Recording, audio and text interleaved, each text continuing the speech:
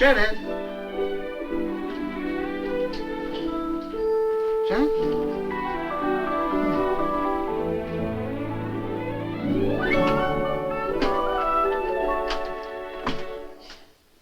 Oh, David, darling, David. Janet! What on earth's the matter? What's happened? Oh, darling, it's been terrible. I thought I'd go mad. What is it, Janet? Aren't you well? Oh, for heaven's sake, please, what is it? What happened to you? Where have you been? Where have I been? Well, to the office, of course. Where do you think I've been? But last night and all today. Oh, Janet, darling. I never saw you like this before. If you didn't feel well, why didn't you ring me at the bank? You only had to phone. I'd have come straight home. I've been in torment all day and all last night. I thought I was going mad. All last night? Now, what do you mean, dear, all last night? When you didn't come home. Oh, Janet, dear. Look at the clock up there. Look, it's just gone 7. Hmm? I'm always home at 7 every evening. There's nothing for you to be anxious about. Just been an ordinary day, dear, just like any other Monday. And today's Tuesday. Monday, darling. It's Tuesday, David.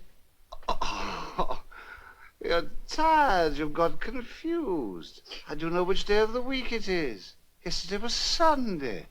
Don't you remember? We worked in the garden. You pruned the rose trees. I cut the lawn. I'm just going to make you a nice cup of tea.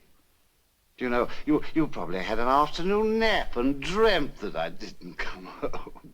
But I did. Everything's all right. David. Just a moment. The evening paper you brought in. Look. Tuesday.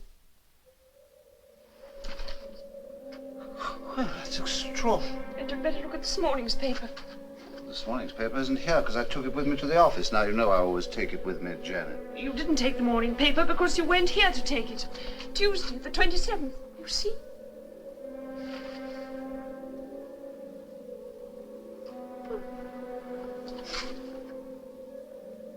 We've always understood one another, David. And if you suddenly felt you wanted to go off and be on your own for a while, well, that's perfectly all right. I should have understood. But why couldn't you telephone and tell me you weren't coming home? No, something I don't understand's happened, Janet. You must give me time to think, because I'm sure there's some quite simple explanation that'll come in a minute. Anyone at the bank can tell you I've been there all day. You've not been at the bank all day. I rang the manager. I was getting supper ready at 7 o'clock last night, like I always do. When you didn't come in, I thought you'd missed the train at Cannon Street, or the train was late for some reason. But then 8 o'clock came, and I was terribly worried, because you always telephone if you're going to be late. I thought you'd had an accident. By 9 o'clock, I was so dreadfully anxious, I rang up the police. You rang up the police?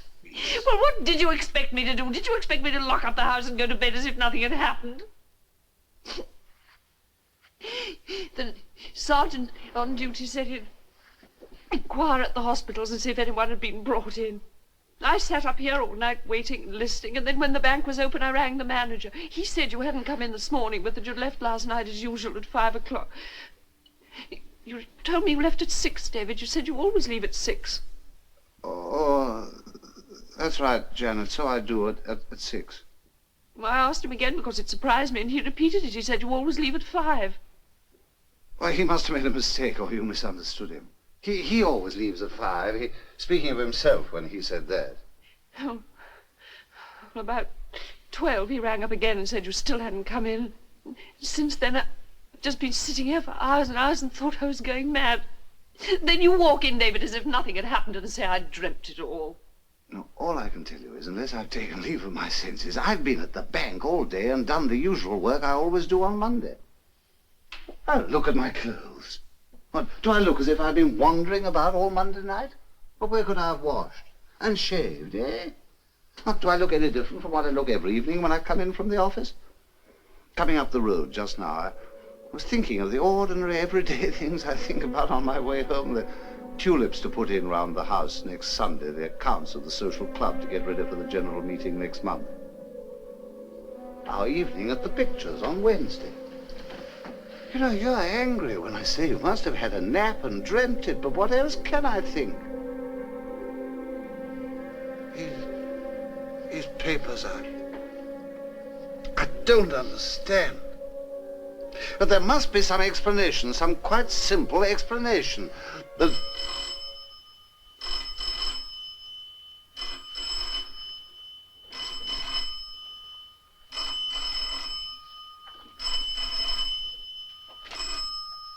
Hello?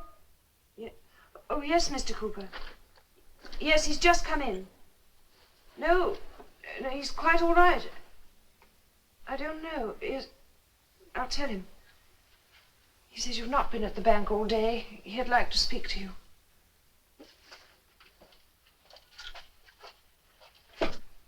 Hello, good evening, Mr. Cooper, sir. Yes, I'm quite all right. I don't know. I'm afraid there isn't anything I can tell you now.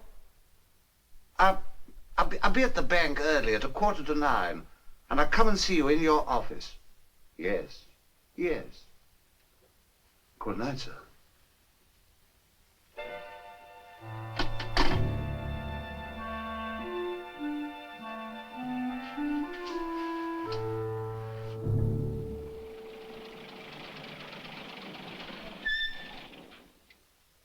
Look. There's Dr. Sparling calling on the Preston. I noticed he wasn't on the train this morning. I wonder if anything's wrong. My husband's upstairs, lying down, Doctor. I'll take you up to him. Thank you. You definitely think he's ill. Oh, I don't know. I don't know any more than I told you on the phone. He came in looking quite well and cheerful. He was perfectly all right until I showed him the newspaper, and then he refused to believe it.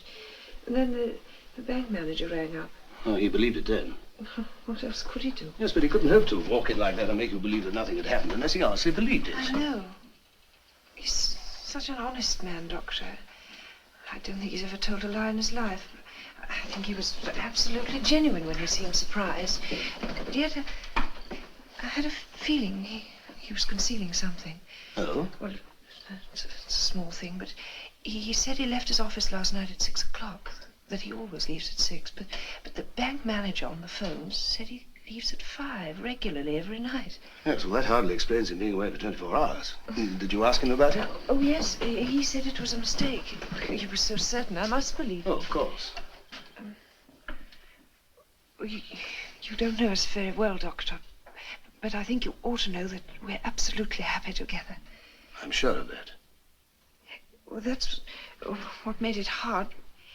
But I did try to make him realize, well, that I'd understand perfectly if he just wanted to go off and be on his own for a while. What did he say to that?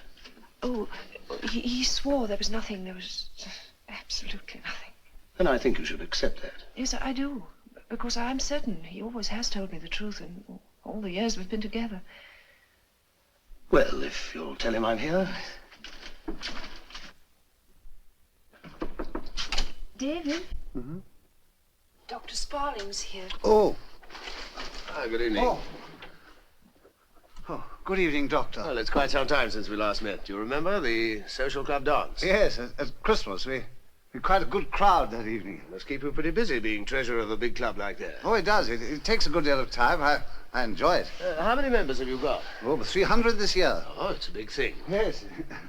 It is now. I helped to start it 10 years ago. We began with 15 members. We've gone ahead fast the past few years. Well, you're looking very well. Well, I feel well, perfectly well. My wife told you on the phone what happened. Yes, she told me everything you told her. It's all so queer, Doctor. Like a nightmare.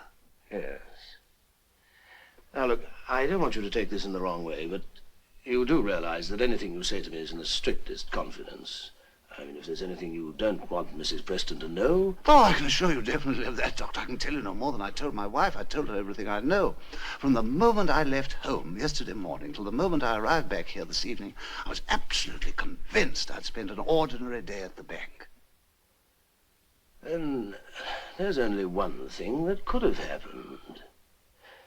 You must have had a lapse of memory that apparently lasted a full 24 hours. A lapse of memory? But where could I have been for 24 hours? Well, that's what we've got to try and find out. You've been quite well recently. I mean, no headaches or unaccountable restlessness or sleeplessness. Oh, I don't think so. Nothing seriously worrying you?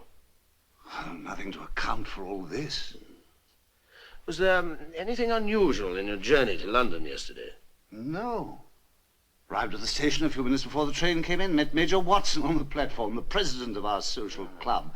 We travelled up together, talked of club affairs, the new tennis courts we're laying down, the general meeting next month, remember it all perfectly. Nothing happened at the bank because the manager rang up, told my wife I'd been there all day. And you left the bank at your usual time? Yes. Yes. You did say anything I told you would be in confidence? Oh, yes, absolutely. I give you my word on that. Well, there is one little thing. It's just a harmless, trivial little thing. It couldn't possibly have anything to do with all this. But, you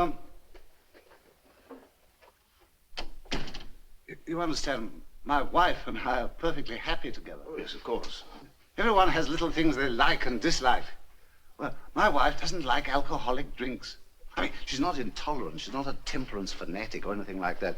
But I respect her wishes and that, and I don't have them in the house anyway. I drink very little, but like a good many other men, I enjoy a glass of sherry in the evening when I finish my day's work. So do I. Why not? It's been a habit of mine for some while to call in at a little place and have a glass of sherry on my way to the station every evening. It was just after the war. We were short of staff. I was working every evening until 7.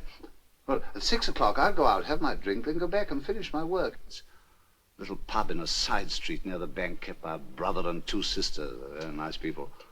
Joe's about 40, I suppose. Ellen about the same age. Well, the younger sister, she's much the younger, under 30, I imagine. Yes, I know what you're thinking, Doctor. Oh, not at all. Why should I? It's perfectly harmless. She's full of fun, and I like her. Well, we'd sit there passing the time of day, having a joke or so, while I was drinking my sherry. Well, when this late work finished, I was free to leave the bank at the usual hour, 5.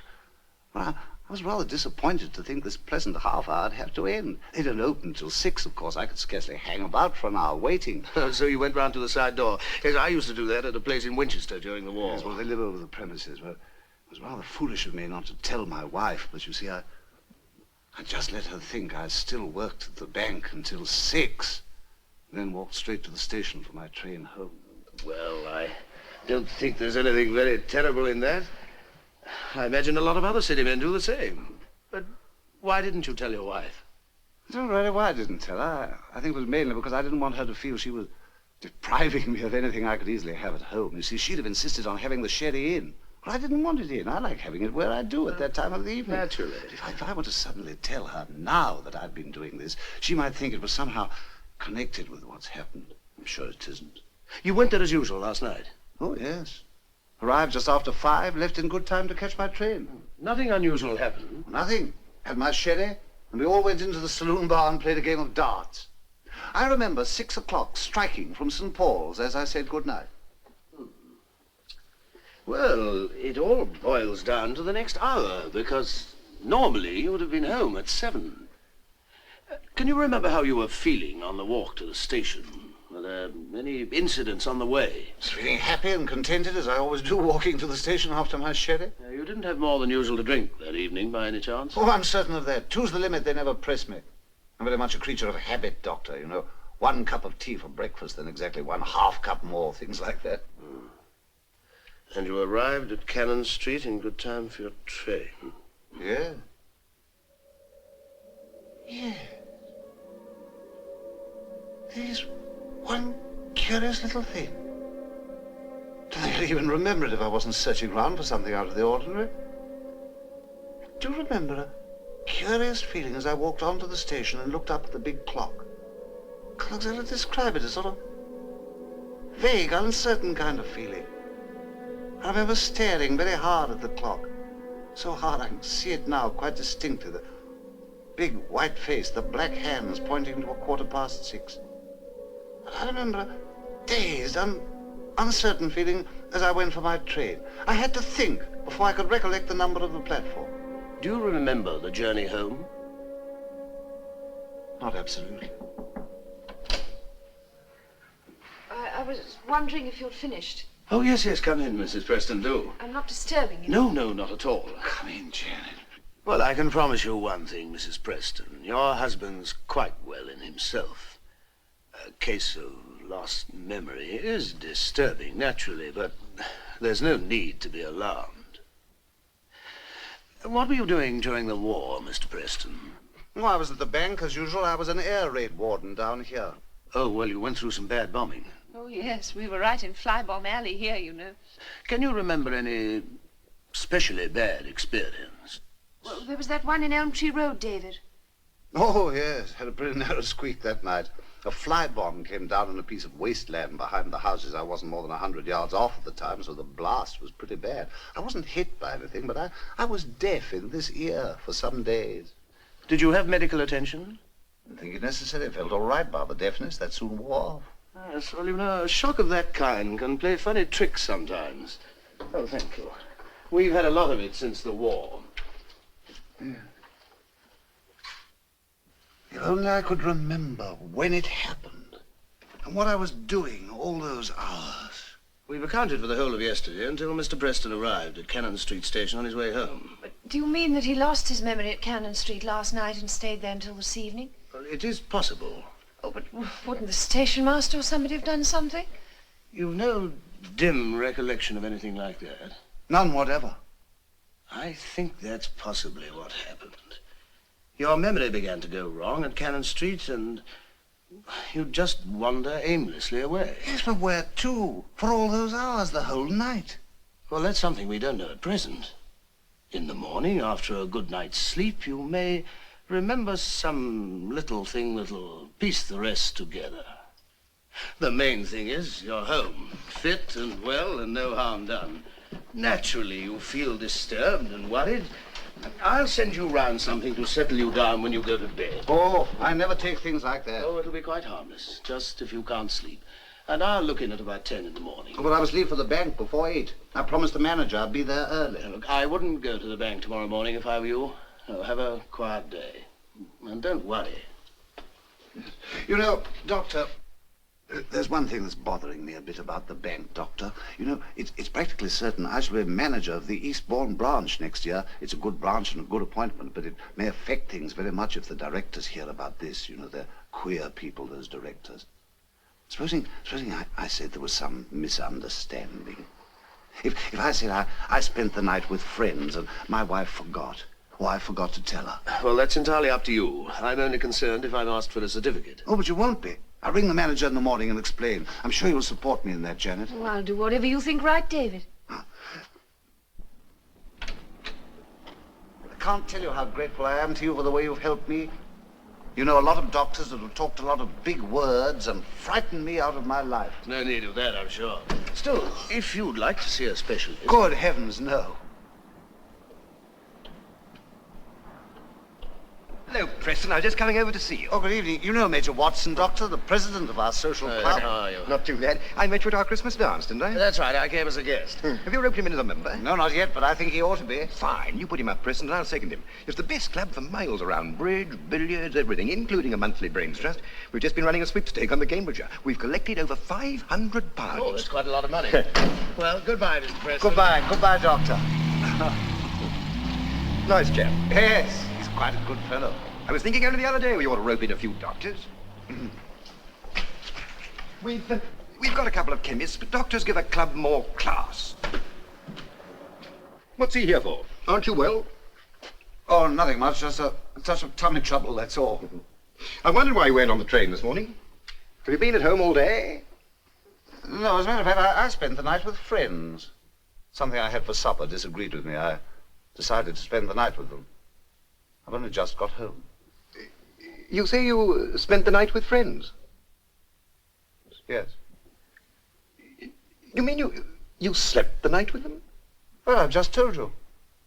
Some old friends on the other side of London. I go there now and then. I came to see you about that sweepstake money. You went to the club last night and took it away, didn't you? Robinson, the club steward, said you were there in the office at 10 o'clock. You must have been pretty late for that dinner with those friends of yours on the other side of London if you didn't leave the club until after 10. You did go to the club and take that money, didn't you? I told you I spent the night with friends. Do you mean to tell me that you didn't go to the club at all? No. Good Lord. What did the club steward tell you? Whatever he told me was a lie, and the fellow's a dirty, rotten, low-down thief. What did he tell you? He came round to my house last night to bring me the keys because he's going away on his holidays. He told me that he put out all his lights, but just as he was leaving, he saw a light in the office, so he went in to put that out.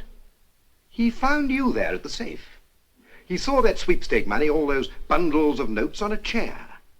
He said that you told him you weren't altogether too happy about leaving all that money in that small safe, and were going to take care of it till you paid out the prices. Do you mean to tell me that that's a lie? I've told you I wasn't there. The dirty, rotten thief had it all so smooth and pat, I never doubted him. He told me that you acted oddly, lost your temper, told him to get out and mind his own business. Well, knowing you never liked the fellow, I didn't doubt that either. Do you see why he did it?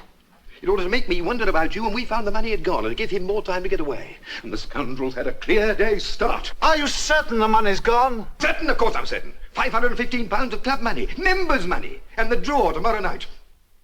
We'll get the police onto him at once. Where's your phone? Major Watson, don't do anything tonight. Don't do anything tonight? What do you mean? No, there may be some mistake, some misunderstanding. How can there be a mistake? The money's It gone. may not have been stolen.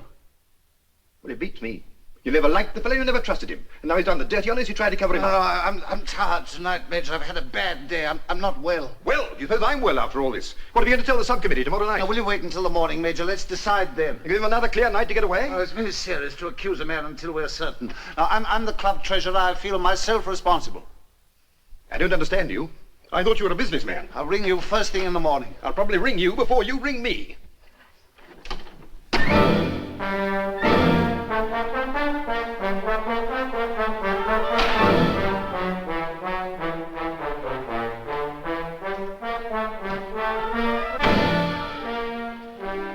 It's terrible, David, isn't it? But how did you know? Why, Mrs. Thompson just called in. She told me. But how did she know? Oh, I think it's all over the town. What's all over the town? Well, didn't Major Watson come to tell you? Do you mean to say he hadn't heard? Well, they found Robinson, the club steward, this evening. In that little wood by the pond on the common. He's been murdered. Hello. Hello, is that the police station? This is Major Watson, president of the social club. I wish to report the robbery of £515. What do you say? Robinson murdered?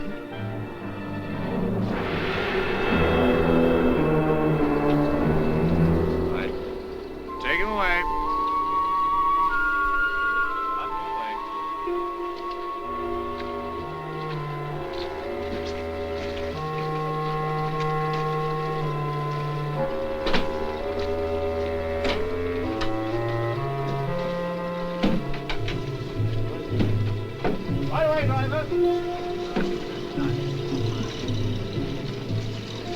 How much have you roped off? About 20 square yards, sir.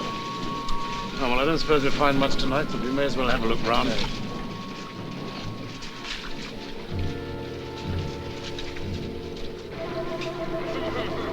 I suppose these are the old dugouts, aren't they? Yes, sir. Oh, tell the photographer I want those plates first thing in the morning, will you? Yes, sir.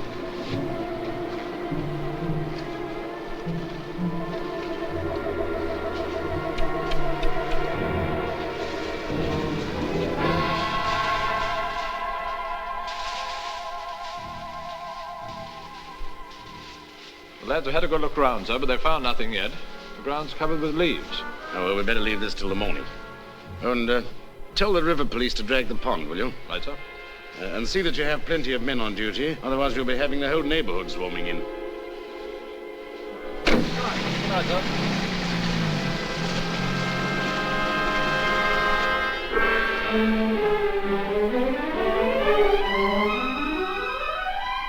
Park Road, please, Jones.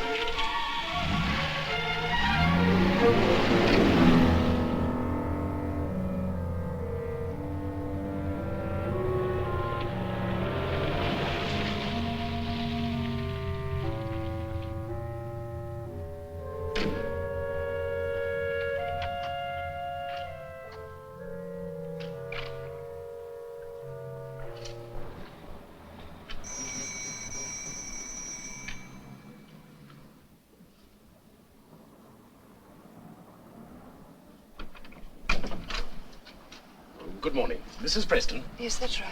I'm Inspector Hemingway. I rang up just now and had a word with your husband. Yes, that's right. Will you come in? Thanks. Um, Oh, thank you. he's in here. Good morning, Mr. Preston. I'm Inspector Hemingway. I spoke to you on the phone just now. Yes, that's right. Will you sit down? Thank you.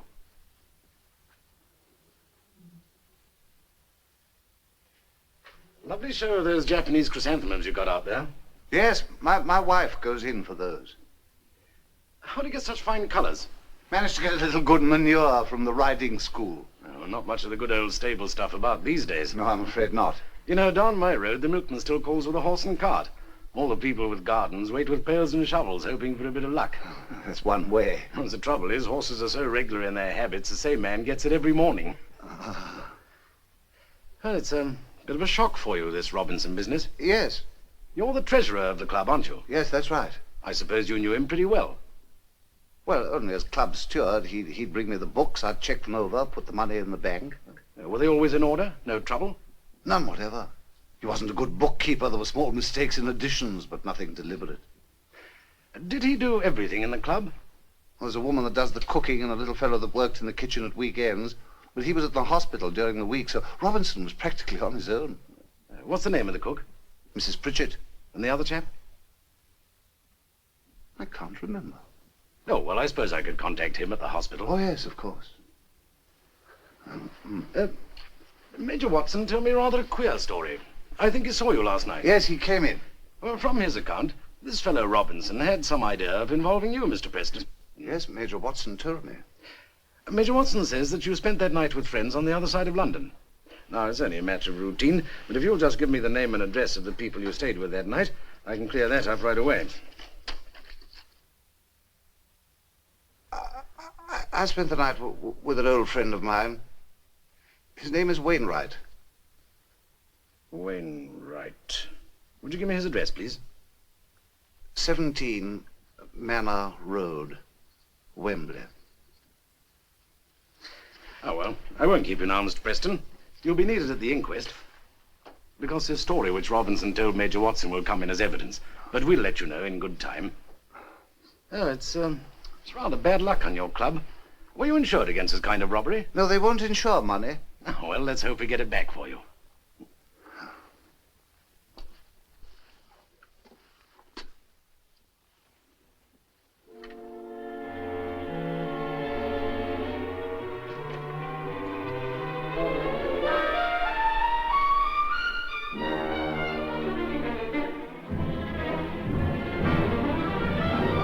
I suppose you couldn't spare a few of those chrysanthemums? Oh, yes, of course. My wife loves a bit of colour around the flat. We haven't got a garden, worse luck. Well, I'll ask my wife to cut you some. You will? Oh, thanks very much. Well, I'll drop by and pick them up on my way home, if I might. Around about 5 o'clock. See, they're ready for you. Fine. Well, we'll keep you informed. Goodbye, Mr. Preston.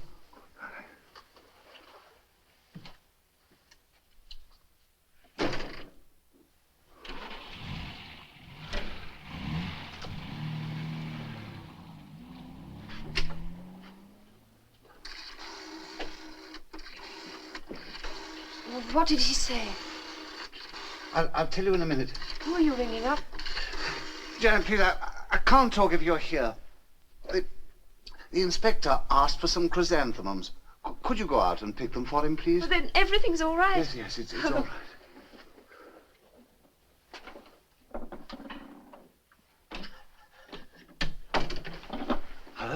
Hello? Is that Wembley 7294? Yes, I want to speak to Mr. Wainwright, please. What? When did he go away? Last Saturday? But I must get in touch with him. It's very urgent. Yeah, yes, but surely you know what hotel he's staying at? I see. No message. Thank you.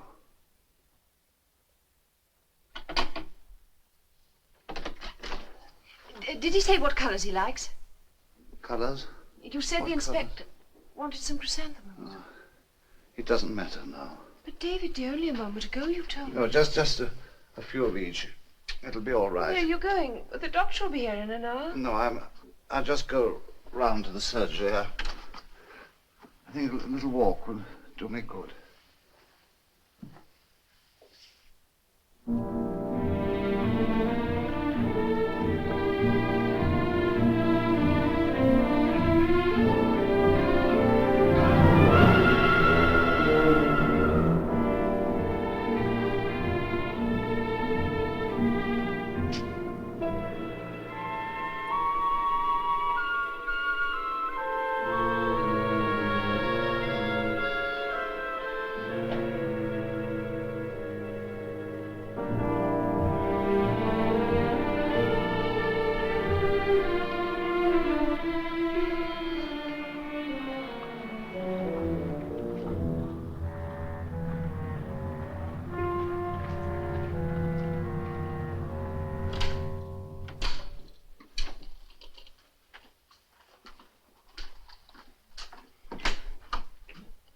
Why, Mr. Preston, come in. How are you this morning? All right. I was just coming round to see you. You know what's happened? No, what? It's in your paper there. Oh, you mean that murder on Monday? Your club's church, yes, it's quite close to where I live. Well, have you been able to piece things together at all? No. No small thought or memory that might help us? No, there's nothing. Well, supposing we try running through things again quietly and slowly and see whether... Oh, why don't you say what's in your mind and done with it? I know exactly what you're thinking. Every imaginative person who suffers a lapse of memory tries to fill in the gaps with all kinds of things. If you hadn't read about this affair, you'd have found something else, a burglary or something, and let your mind prey on that. You wouldn't be human if you didn't. But it's absurd to connect this matter of the club steward with yourself. Why is it absurd? Because a person who suffers a lost memory still retains his own character, Mr. Preston. If a criminal lunatic lost his memory, he'd probably continue to behave like a criminal lunatic. But a normal, honest man will continue to behave normally and honestly.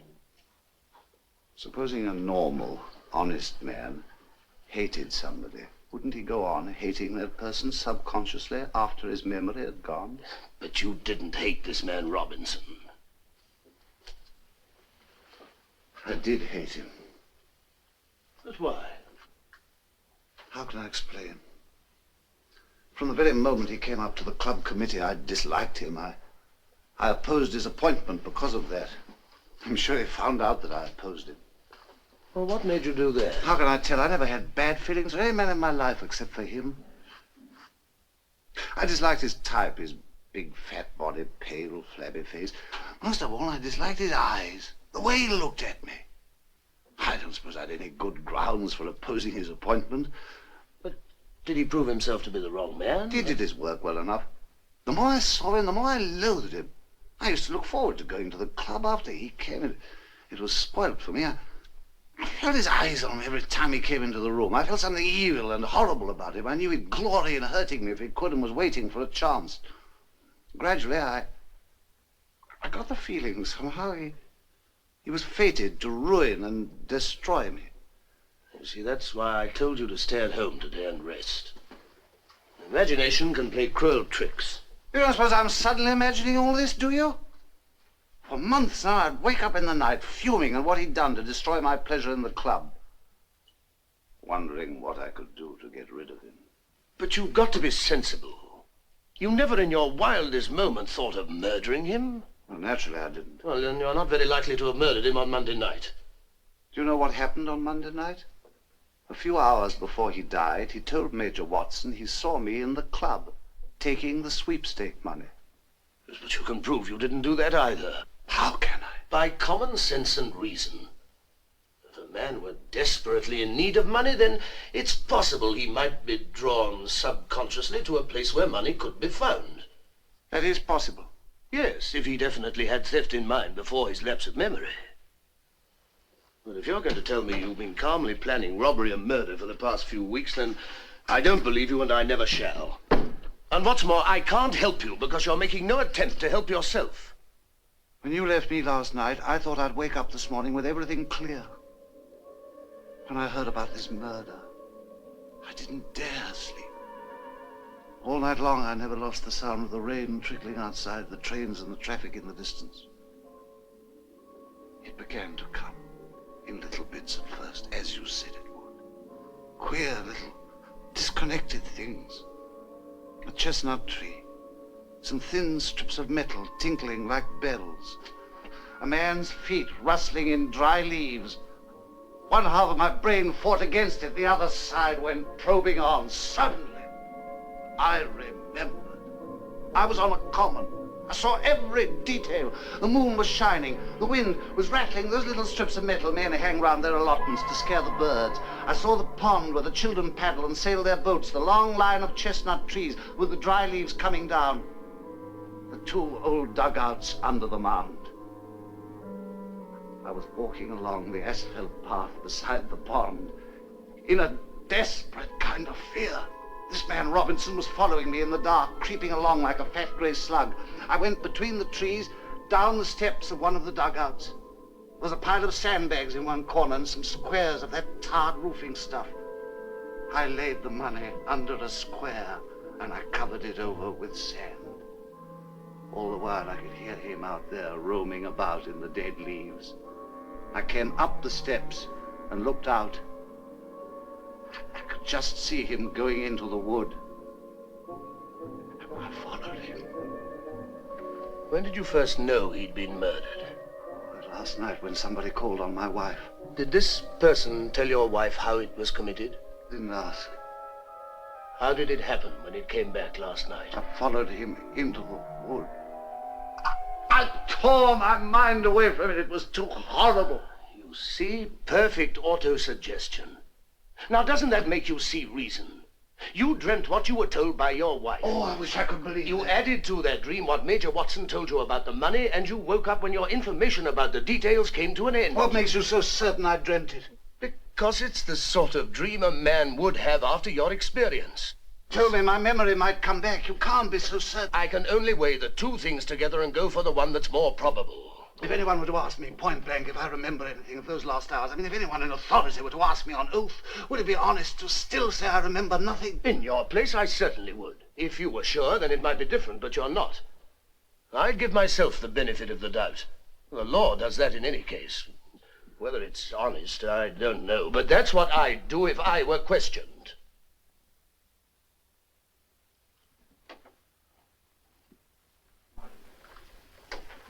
I have been questioned. When? Just now. An inspector came around to my house, wanted to know where I was on Monday night. But you didn't tell him all this. No, I didn't. Did you mention this loss of memory? No, I didn't do that. You see, I told Major Watson I spent that night with friends. He told the police. They wanted to know the name and address of the people I stayed with. I couldn't very well go back on what I told the Major. I'm afraid I wasn't very honest. It all happened so quickly. I hadn't time to think. Well, what did you say?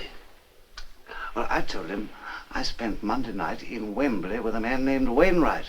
He's my best and oldest friend. He'd do anything for me as I would for him. I knew if I rang him up and told him I'd told the police that I'd spent the night with him, he'd say that I did without question. Did he agree to that? The caretaker answered the telephone. Wainwright went on a motoring tour on Saturday morning. He spent the weekend in the Lake District. He's somewhere in Scotland now. I might have known something like that would happen. I'm afraid it's rather serious. I'm sorry to drag you into a thing like this, Doctor. You're a busy man. You've got lots of people you ought to see. What do you think I ought to do if I go to the inspector? What am I to tell him? I wouldn't tell him anything if I were you, until I'd had proper advice. In what way? Well, I know the first thing I'd do myself would be to get a good solicitor. I haven't got a solicitor. Do you know of one? I'm going to take you round to mine, Mr. Petherbridge. It's 1,000 pities that you felt it necessary to mislead the police with an untrue statement, Mr. Preston. Well, I was just going to explain. Do you realize that you were asking this friend of yours to commit perjury? Yes, are you for me or against me in this, Mr. Petherbridge? I'm afraid Mr. Preston has given the police a tremendous advantage in making a false statement of his whereabouts on Monday night. I think there's something else in Mr. Preston's mind. I told you that he had some impressions last night, and personally I think it was a dream. You mean concerning this money? Yes, well, surely it's easy enough to find out about that, simply by going to the dugout and seeing whether the money's there. I think that would be most unwise. The police would have men on duty. We should be inviting suspicion. Yes, but it would settle Mr. Preston's mind. That's not the important issue. A dream which turns out to be imaginary is no proof of a man's innocence. Material witnesses and definite clues are the factors that really count.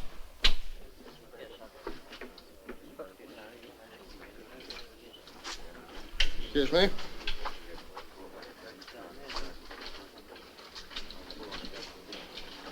You won't find the money there, you know. We're not looking for it here, sir. It's the man we're after. He was in that office on Monday night. Anyone would think the money doesn't matter from the way that you're going on. Do you realize it's the draw tomorrow night and the race 3 days later? Well, it won't affect the race, will it, sir? I mean, they'll still have that. If we don't get that money back, heaven knows what's going to happen. Ah, Inspector, there you are. Any news of that money? No, I'm afraid not yet, Major. Well, Sergeant. Inspector, there's something rather funny I want to show you. Do you see? This safe wasn't opened with a key at all. It was broken open. Yes, I see it was. Do you know, last night I could have sworn that Robinson did this. Did Robinson have a key to the safe? No. But Preston did. What are you trying to say, Major? Excuse me. You see, Major Watson speaking. Oh, yes. Wembley Police Station for you, Inspector. Oh, thank you. Inspector Hemingway here. Yes, that's right. Yes. Oh, I see. Right, thank you. Well, I'm going round to see Mr. Preston now. What about? Only some flowers he promised to let me have. Is there any personal property that you can't account for? Any small things that you had with you before you lost your memory that are missing now? Yes, his gloves and a handkerchief. I'm not certain about the handkerchief. You see, he always carries two, one folded in his breast pocket and the other one tucked in his sleeve. Well, the one in the pocket was there. I'm not certain I had the other. I think I did. Can you describe the gloves? Brown leather, almost new. Had the handkerchief your name on it? My initials. D.H.P. He may have left them in the train. Yes, we must hope that he did. Well, Mr. Preston, I suggest that we communicate with the police at once and tell them that you wish to correct your previous statement. You would then recount to them every detail that actually happened, but nothing at all about what you may have recollected or imagined since. Well, what will they do then? I don't know. Depends on the extent to which they accept your husband's statement that he did actually lose his memory. Oh, but he did. We know that. We have to prove it, Mrs. Preston. We must engage the best possible counsel to defend you. What will that cost? In a difficult case like this, you will need an outstanding man. If a person suspected of stealing can show himself to be in good circumstances, in no urgent need of money, then his position in the eyes of a jury is far stronger. But I don't quite see what you mean. I mean that an important counsel commands a larger fee than a lesser man. If you can show yourself in a position to meet that fee, then automatically you show the jury that you are unlikely to have stolen out of urgent need. But what will that cost? I should say that 500 guineas would provide for everything.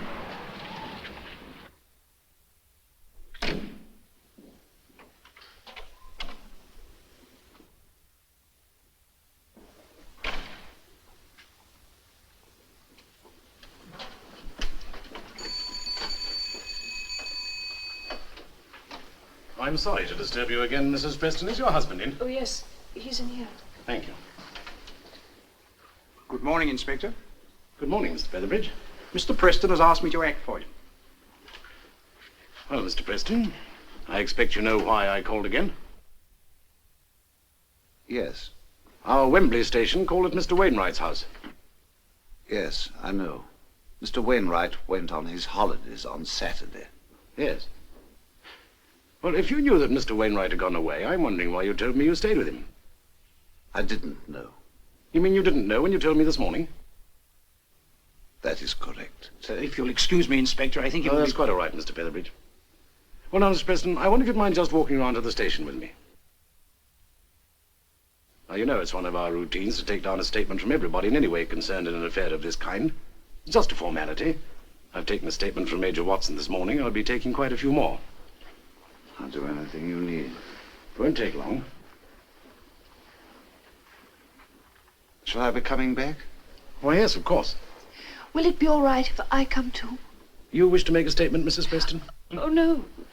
But I think my husband would like me to be there, wouldn't you, dear? I mean, I'd like to wait for you. No, I think I'd stay here, Janet. There's no need. I imagine you were wearing what you might call a city suit on Monday. Yes. Well, do you mind if we take that along with us? And the shoes you were wearing? Just another bit of routine they make us do. If you need them, I'll fetch them. Oh, I'll come along up and help pack them. I think I'll go up too. No, Mr. Featherbridge, if I tell you something, will you promise not to say a word about it to my husband? Certainly. I think it'll help you to understand. You see, for a long time now, he's been terribly in need of money. It's not his fault, it was his father. It all began years ago. His father travelled round collecting money for his firm, and then one day, he couldn't pay. I think it was betting. Well, David undertook to pay back every penny his father had taken. He borrowed some from friends, and the rest he got from a moneylender.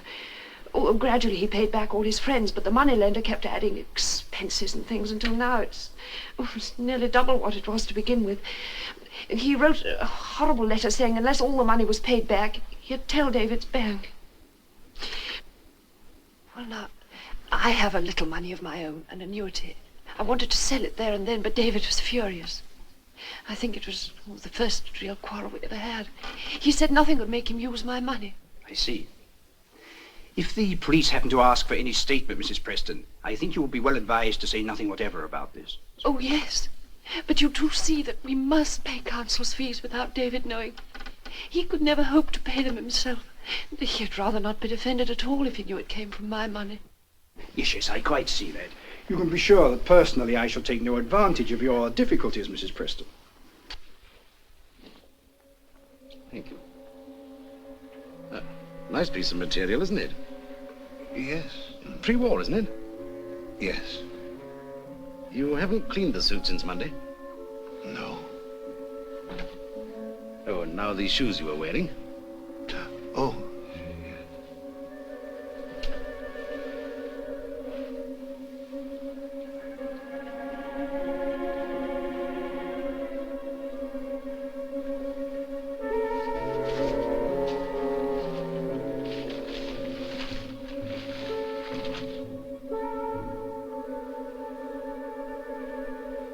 Stepped into some mud, didn't you? Mud? I don't remember.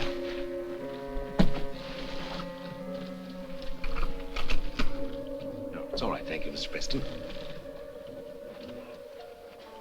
I never believed that David did this terrible thing. They haven't said so. It's possible they never will. But they think it. If not, why does the inspector want to take away his clothes? They only do that to criminals.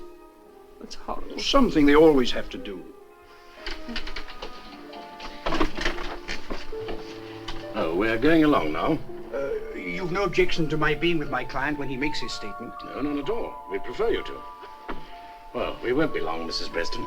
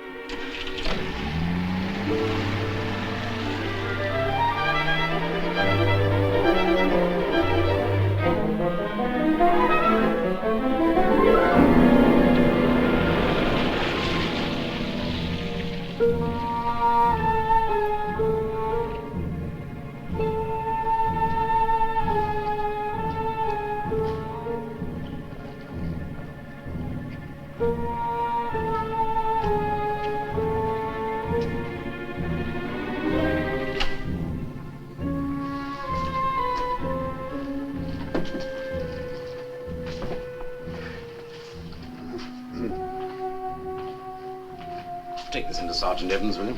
Very good, sir. This way, please, Mr. Preston.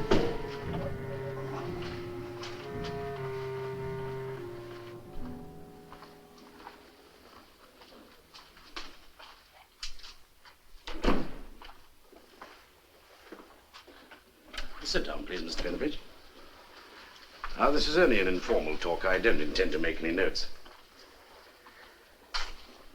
Now then, Mr. Preston, the caretaker of Mr. Wainwright's house told our people that somebody rang up for Mr. Wainwright at about 9:30 this morning.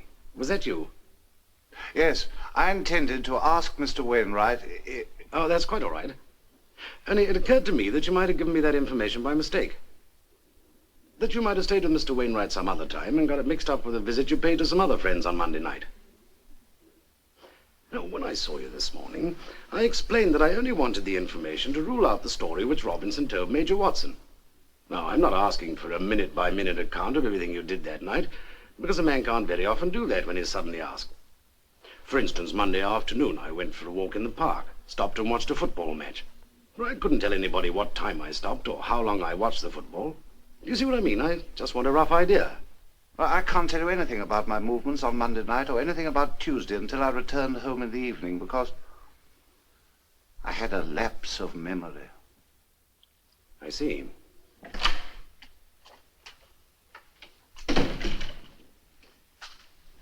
Oh. Hello, Doctor. What are you doing here? Waiting to see the inspector. Oh, I want to see him too.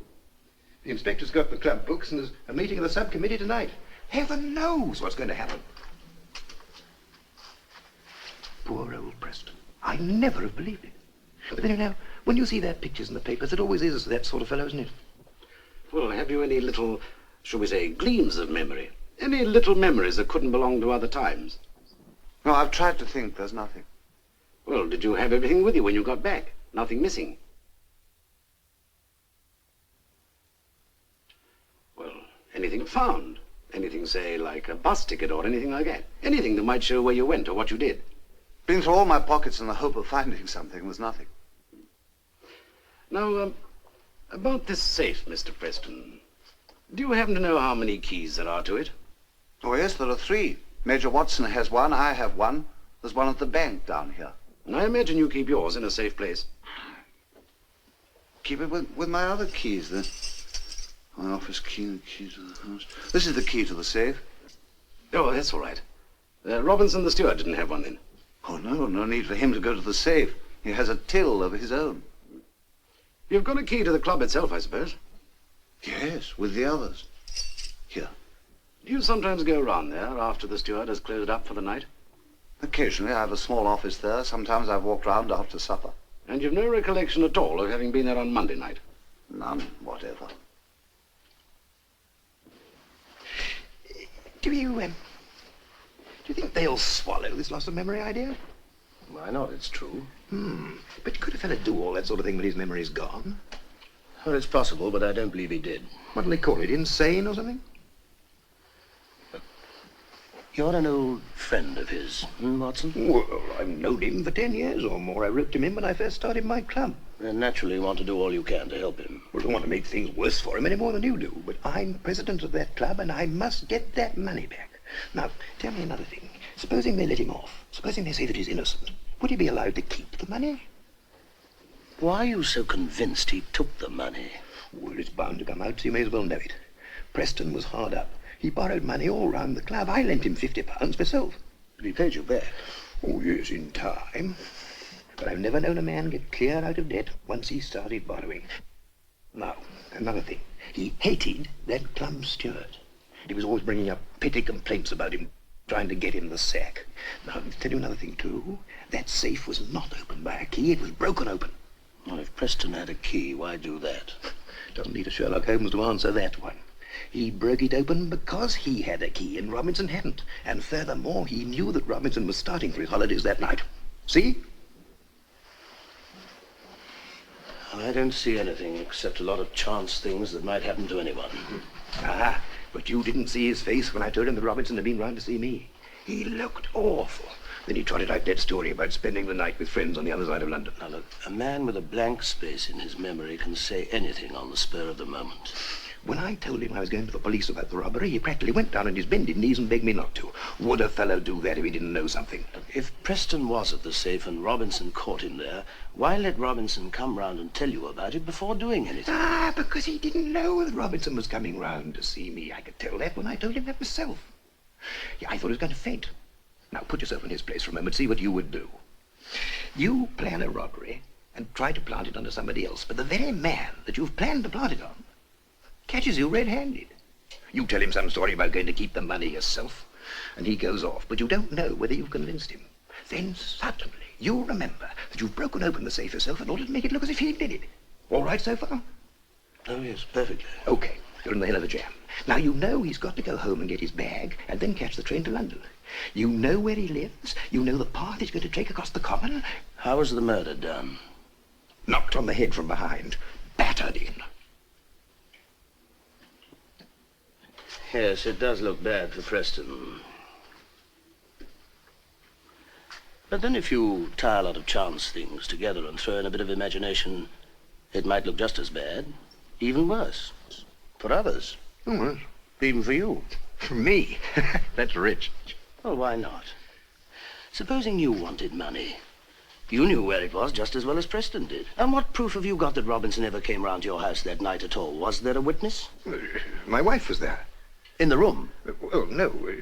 She was in bed, but she'd have heard the bell. Oh, that's easy. I mean, you could have gone out and rang the bell yourself if necessary. You see, we've only got your word that Robinson came round that night and accused Mr. Preston. Supposing you broke open the safe because you have a key. At first, perhaps you mean it to appear as though it was an outside burglary.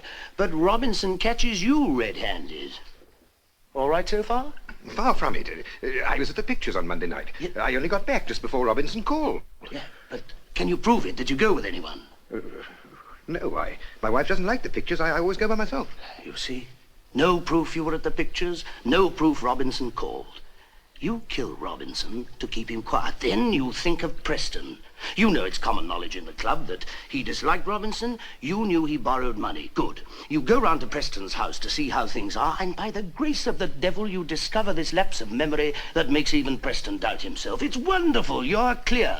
Leave Preston alone, and his own imagination will do the rest. You've got quite a bit of imagination yourself. But you make one big mistake.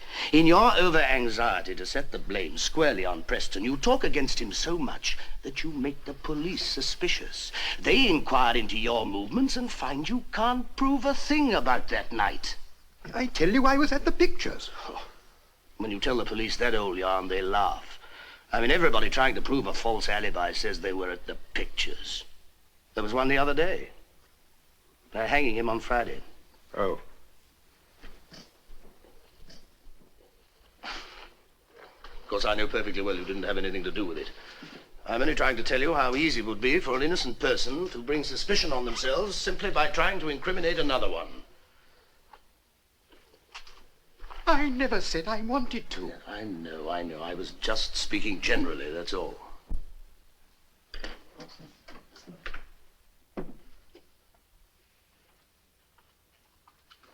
Hello, old chap. If there's anything I can do for you, just let me know. Thanks. Would you come in now, please, sir? No, not you, Major Watson. Dr. Sparling. Would you mind waiting a few minutes? I understand you want to see the club's books. Yes, in there, please. I understand Mrs. Preston called you in last night to see her husband. Yes, about 7:30, just after he got home. Now, this lost memory business. Can you tell me anything about it? I mean, what makes it happen?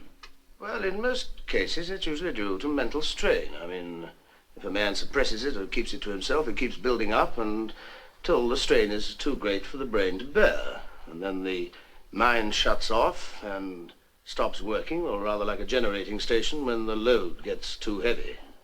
Now, in a case like this, have you any way of telling if it's genuine? Oh, you can, if you see the patient when he's actually suffering from amnesia. But if you don't see him until it's over, then you've only got his word for it. Well, you've got your own instinct and judgment. I talked with Preston for quite a while last night and again this morning, and I'm certain that everything he told me was the truth. Did he tell you that he spent that night with a friend in Wembley? When a man tells you a bare-faced story like that, it makes you wonder about the rest of what he says, doesn't it? Now, you say that he saw you again this morning. Yes, he came around to my surgery. And on account of something he told you then, you advised him to see a solicitor. Well, it was because of this untrue statement. I thought he should see a solicitor. Was that all he told you? It's all right, Doctor. I understand your position. If you think that he made any kind of confession, I can tell you at once he didn't. Did you know that he was badly pressed for money? Yes, I'd been told so by a friend of his. And that he had a violent dislike for this murdered man? Now, if he's as straightforward as you think he is, why should he sit there desperately trying to conceal something from me? Look, your business is mainly with criminals, Inspector. If you're dealing with an honest man... Depends what you call honest. You know, we get quite a lot of fellows like Preston. Decent, respectable people who live quietly, dig the garden, go for a walk on a Sunday. Perfectly good straight chaps. Except for the one little thing that brings them round here. Doesn't make sense, does it?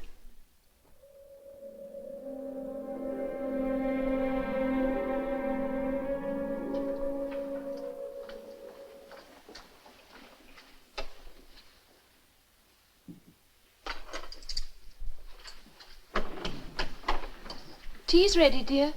Good. I thought you'd like some toast. Yes, that's fine. I've been sorting out a few things this afternoon, Janet. There's only the gas bill, the laundry, and a small account from Rogers for the tulips. I've written checks for those. Well, I'm certain it won't be necessary, David. Yes, I know. But I've always done these little things myself. I wouldn't like you to be troubled or confused if you were alone. Well, I'm sure there's no need, dear. If they were going to do anything, they'd have done it already when they had you at the police station. But the inspector was so nice when he rang me up. Yes, he's a nice man. I'm lucky. He said to see you rested when you got home and not to worry. Well, he wouldn't have been as cruel as to say a thing like that if it meant anything. Yes, he let me go home all right, but he put a policeman to watch the house. You imagine things, David. There's often a policeman up there by the high street. There's been one there all day, standing under the lamppost. Oh, you're just tormenting yourself, dear. You know, if you were alone, Janet, I wouldn't like you to live by yourself. I was thinking perhaps your sister would care to come, or whether you'd go to her. You see, your sister would have her pension and you'd have your annuity. You listening, Janet? Yes. Well, it wouldn't be much, but two women can always manage together. You might even start up that kindergarten school again, like you had with her in the old days. Would you do that, Janet? I'd do whatever you say, dear, until you came back. Well, I had a talk this morning with the solicitor about that moneylender. You know, there's nothing whatever for you to worry about. He'd have no power to make any claim on you. In fact, I don't think he can claim anything anyway. I've paid him a lot more than he lent me, and Mr. Petherbridge says a solicitor's letter would settle it. Now, I'm telling you this because if he should write, don't answer it. Give the letter straight to Mr. Petherbridge. Above all, don't dream of doing anything silly, like trying to raise money on that annuity and sending it to him. Now, you promised me that. Yes. I've written to the bank. I want you to post that if they take me away. I've explained everything, and I'm sure they'll do something for you after all the time I've been with them. You mustn't talk like this, dear. I can't bear it. Yes, but I couldn't bear it if I had to go away without thinking we'd arranged everything possible between us. It's so simple sitting here by ourselves. Afterwards, I don't think they'd let us be alone together. But even if they did take you away, they couldn't treat you like a criminal. Or Dr. Sparling said they couldn't possibly do that. It wouldn't be human to blame you for something that happened when you went yourself. Oh, we've got to face these things, dear. Even if they believe me when I say I wasn't myself that night, they wouldn't let me go. They couldn't. They were placed for people who do things when they're not themselves, and then we're not certain they'll believe I lost my memory at all. But it's true, David. It is true, isn't it? Oh, I swear that, Janet. Those things you thought you remembered, you mustn't tell them that. Well, if they ask me in the court, I'm afraid I'll have to. But Mr. Petherbridge said no. He said not to in my statement to the police, that's all. But you see, these people that cross-examine you, they have a way of tearing things out of you. They go on until they do. I couldn't bear that, Janet. At least I can keep my self-respect, and if I can do that, I don't mind what happens as long as you promise to carry on and be happy. How could I be happy? By believing in me, dear. By trusting me when I tell you I didn't do this deliberately. It means so much to me if you do that. Now, you start up that little school again. It'll give you an interest and help you along. In any case, you'll always have your annuity. No one can ever take that away from you. You'll never have to be dependent on anybody. Well, I still think it'll never happen, David, that it's your imagination all the time. I took a lot of trouble with this toast. You always knew the way to make toast.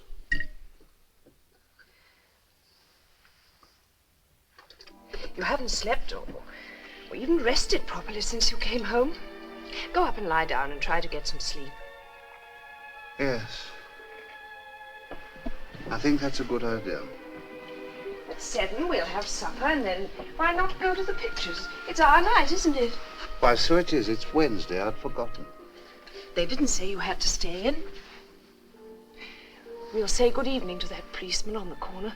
You see, he'll say good evening back and not take a bit of notice. And you'll wonder why you've been so silly. Oh, I can't think why you're so good to me. It's you who're always good to me.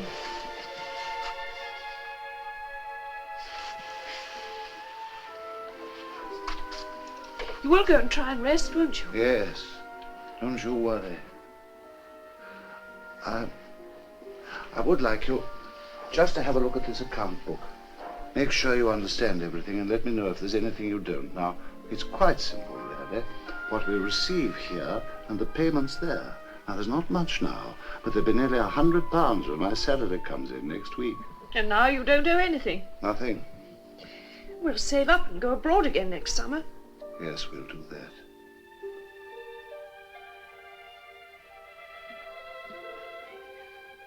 Draw the curtains and have a good sleep. If one or two things to tidy up, then I will. Our come up and call you when supper's ready. Then the pictures.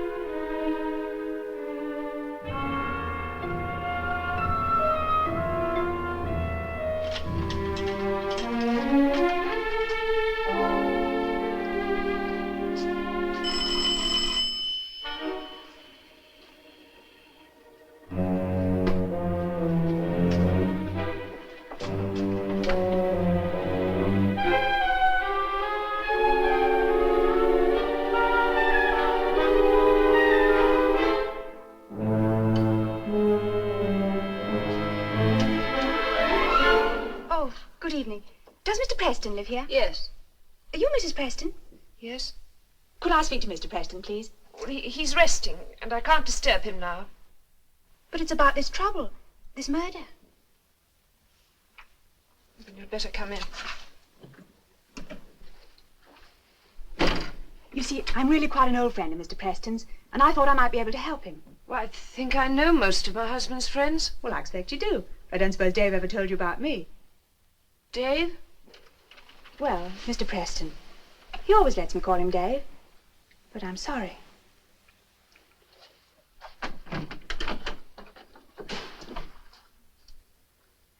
Is he in trouble about this murder? I mean, really in trouble? Because if he is, I want to help him, and I think I can. Then you'd better sit down. You live in a nice house. Yes. You haven't told me your name. It's Miss Dobson, Peggy Dobson. I work with my brother and sister at the Feathers, River Lane, just off Queen Victoria Street, in the city, you know. The Feathers? It's a public house. Our own place. What is it you want to say? Well, I came down as soon as I could get away. I only heard about this trouble at lunchtime. My husband's name hasn't been in the papers. How did you know he was in trouble? Well, a young man who lunches at our place comes from down here, and he told us how they'd had Mr. Preston round to the police station. Of course, we'd read about this murder in the papers, but even if they had mentioned him, we might never have known he was our Mr. Preston.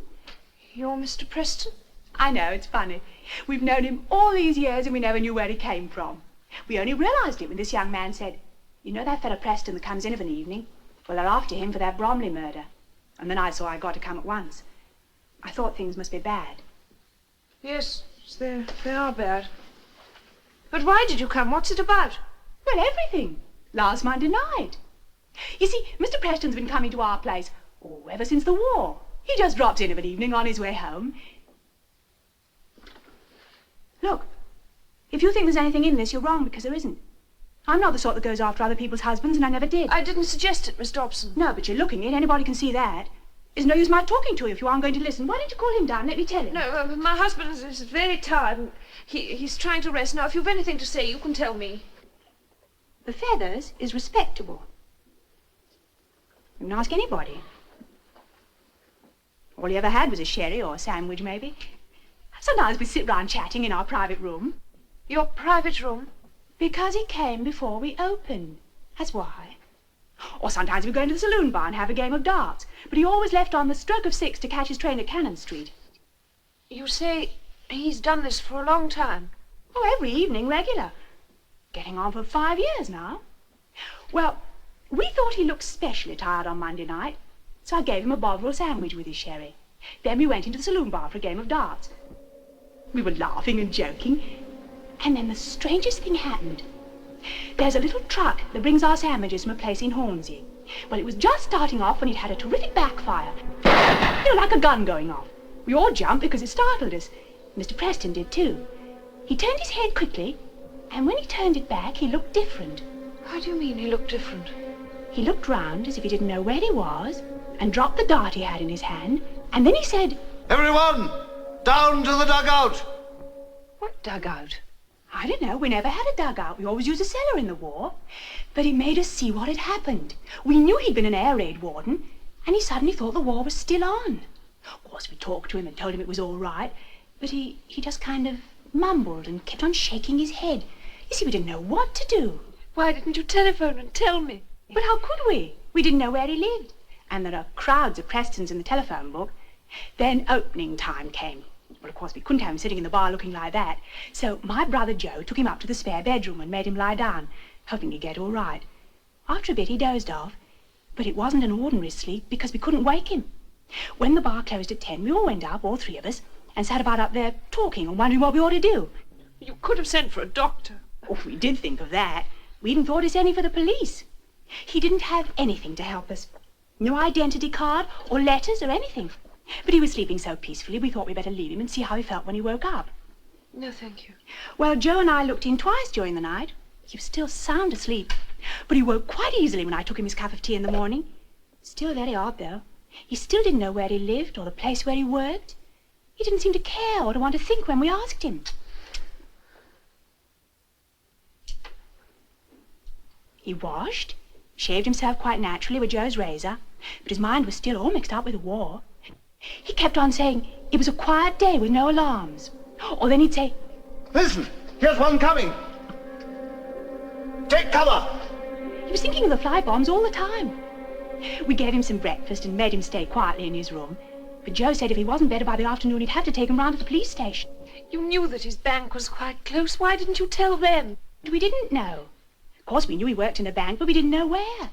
He didn't discuss those things, and it wasn't our affair. The doctor said it might be something like this.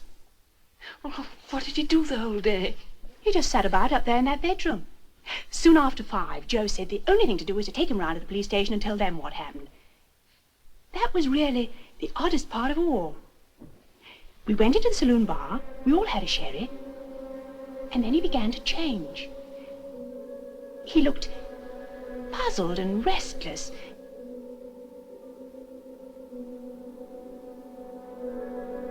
And then he sort of braced himself up and said, Well,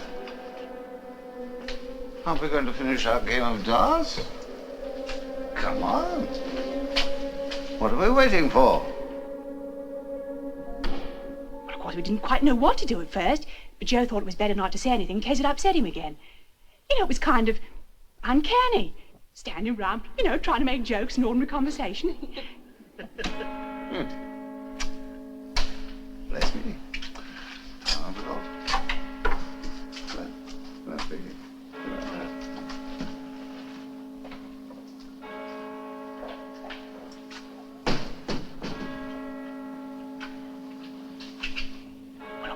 Hated the idea of him going off like that alone. But honestly, he looked so ordinary and natural when he took his hat and umbrella off the peg that we almost thought that we were the funny ones. Oh, hello, Dave. Why did you come here? Well, I heard you were in trouble, Dave. I should have told you, Janet. Never mind about that, dear. Listen to what Miss Dobson has to say. And I thought I'd better find out where you lived and come down and try to help you. How could you help me? Miss Dobson says you spent the whole of Monday night at their hotel. You stayed the whole night at the Feathers, Dave. When I tell them that, they can't go after you anymore. No, I left your house at 6 o'clock as St. Paul's was striking 6. Yes, but you didn't. I mean, not on the same day as you came in. You didn't come out until this murder was all over. I came into your house just after 5. It was exactly 5 by the office clock when I left the bank. And I left your house as the clock was striking. The police know that. The police never came near our place. How can they know? Because I told them everything that happened just as I remember. Janet, I came down to tell you something. Upstairs in the bedroom, I suddenly remembered quite clearly the people in the compartment as the train left Cannon Street. There was an old man with a red flower in his buttonhole, and two girls reading books. Look, Dave, it doesn't matter what you say or think. Directly I've been to the police station, your troubles are over. Do the police know that you've come here? Not yet. They jolly soon will. You know what would happen if you went to them, how serious it would be. You're not a child, Peggy. You realize the consequences. Look, Dave, you don't understand what's happened to you, and you're not trying to understand. Oh, I am trying to understand, Peggy. I'm trying to understand why these terrible things should happen to me. What could make me think I could save myself by dragging in my best friend, getting him to stand by me and swearing I was in his house that night? The police would have found him out and he'd have been arrested. That's what would happen to you if you went with this tale. They'd call it perjury. You could go to jail for it. Now, I want you to go home, Peggy. You're dealing in dangerous things, more dangerous than you realize. Now, you promise me that you'll go home.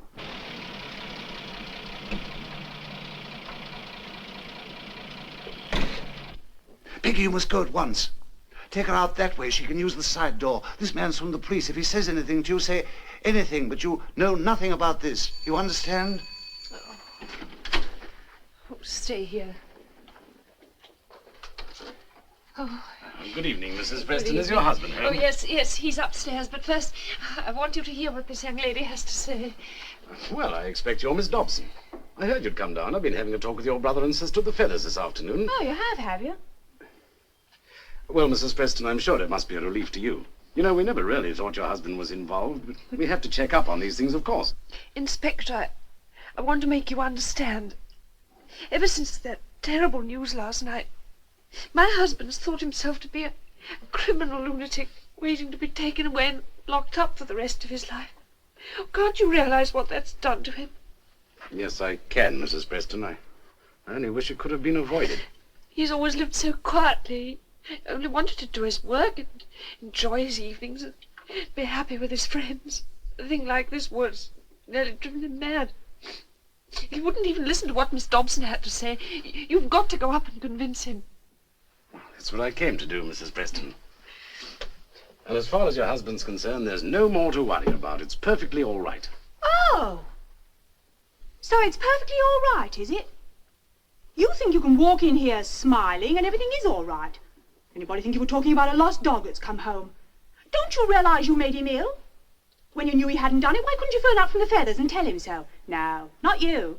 You come sailing in your own good time, let him wait, let him suffer. What do his feelings matter? All you fellas are good for is hanging round our place at night, waiting to see if anybody has a glass of beer at 10:05. Well, I go now, Mrs. Preston. You don't want me about. I do hope he'll be all right. Good night. Good night. Thank you. Oh, thank you. Do you want me for anything else? No, there's nothing, thank you. Well, you know where to find me if you do. It's Peggy Dobson, The Feathers, River Lane. I'm sorry, Inspector, but it was nice of her to come. Now, he's in his bedroom there.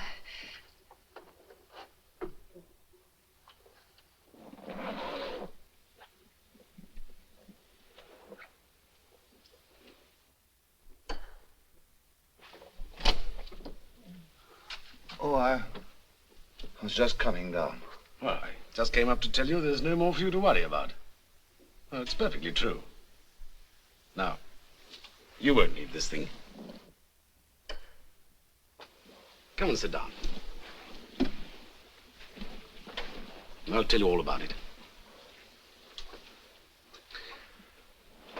Well, to begin with, Mr. Preston, we've got the man who did it.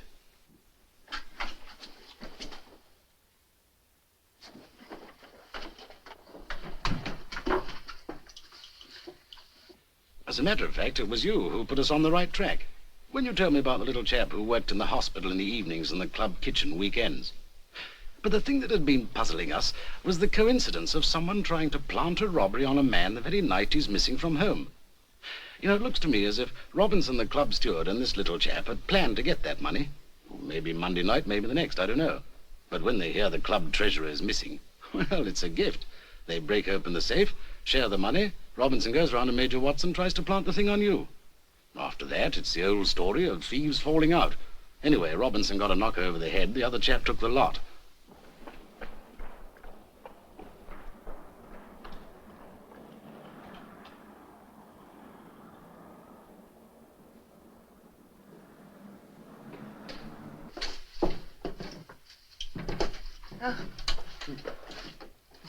Isn't it splendid, Mrs. Preston? Yes. We've got all the money back bar £2.10. That's fine, Major. Of course, I always said your husband was innocent, but if I were he, I'd prosecute that inspector. Oh, tell him to be at the club tomorrow evening. Yes. It's the draw. Good night, Mrs. Preston. Good night. Well, I'm afraid it's caused you an awful lot of trouble and anxiety, Mr. Preston, but it's the sort of thing that might happen to anybody. Oh, and here's a pair of gloves and a handkerchief which you left in the spare room at the Feathers. I believe your solicitor was a bit worried about those. Well, I'll say good night now, Mr. Preston. Good night.